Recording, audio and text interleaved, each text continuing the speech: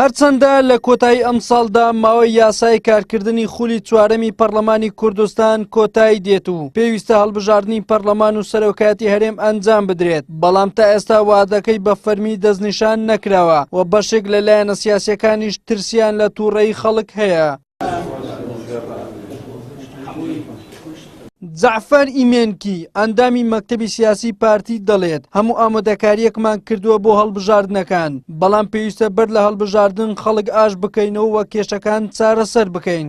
ئێمە پارتی دیموکراتی کوردستان هەم ئامادەینە، هەم دەنگدەری خۆی سابتمان هەیە، دەنگدەر ڕێژەیەکی دەنگدەر هەیە سابتە، ئێمە نزیکی 30 تا 35% دەنگدەریمە دەنگدەری ئایدۆلۆژیە سیاسیە هەمیشە حازرە.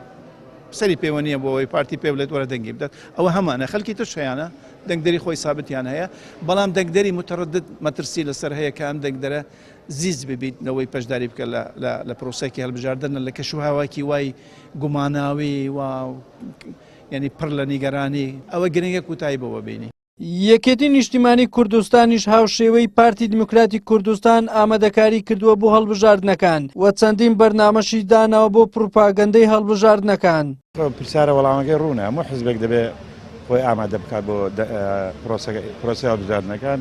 ئێمە وەکو یەکێتی ئەو بەرنامەیەمان داناوە بۆ بەرنامەی خۆمانەیە بۆ پرۆسی دەنگدان. بستنەوەی گۆڕانیش ئەنجامدانی هەر هەڵبژاردنێک بەبێ کارەکردنەوەی پەرلەمان بە نایاسایی دەزانێت، ڕای دەگەیەنێت ئەگەر تا مانجی 11 پەرلەمان کاران نەکرێتەوە و هەڵبژاردن ئەنجام نەدرێت، هەرێمی کوردستان دەگەڕێتەوە بۆ ساڵی 1992. بەبێ پەرلەمان هیچ شتێک ناکرێتن، بەڵام ئەگەر گەیشتە مانجی 11 ئەو کاتە پەرلەمانیش ماوەکەی بەسەر دەچی هەروەکو چۆن ئێستا سەرۆکایەتی هەرێم ماوەکەی بەسەر چووە ئەو کاتە پەرلەمانیش ماوەکەی بەسەر دەچی، واتە هیچ دەستگایەکی شەرعیمان نامینێت لە هەرێمی کوردستان تاکو پشتی پێ بەستین بۆ ئەوەی کۆمیسیۆنی هەڵبژاردنەکان کارەکانی خۆی ئەنجام بدات. کۆمەڵی ئیسلامیش هەرچەندە گومانی هەیە کە هەڵبژاردنەکان بە پاک و بێگەردی بەڕێوە بچن، بەڵام لەگەڵ ئەوەشدا سوورە لەسەر ئەنجامدانی هەڵبژاردن لە کاتی خۆیدا.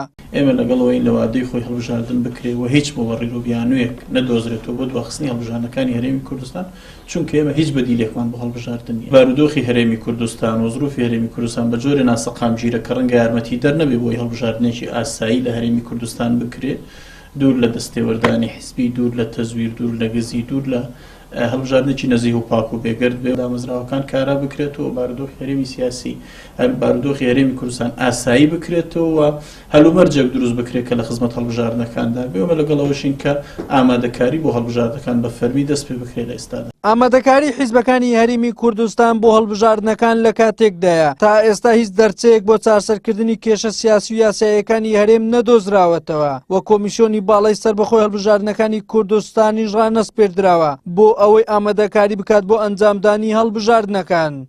وەلی سەلیم، کەناڵی ئاسمانی پێم، هەولێر.